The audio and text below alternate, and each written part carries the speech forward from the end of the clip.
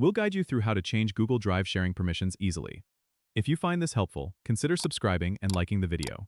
First, open your web browser and go to drive.google.com. Sign in to your Google account if you haven't already. Once you're in, navigate to the file or folder that you want to change the sharing permissions for. Right-click on it to bring up a menu, and then select Share. A new window will pop up displaying the current sharing settings.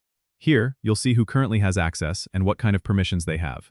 If you want to add someone new, type their email address into the Add People and Groups field and choose their permissions from the drop-down menu next to it.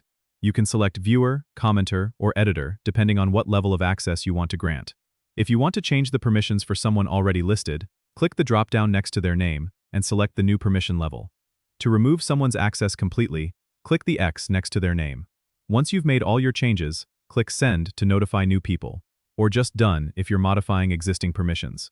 Keep in mind that if you want to share the file with anyone who has the link, you can click Get Link, and then set the link sharing to anyone with the link and set their access level. This is great for when you want to share documents widely without sending individual invites. Remember, it's always a good idea to review who has access to your files, especially if they're sensitive.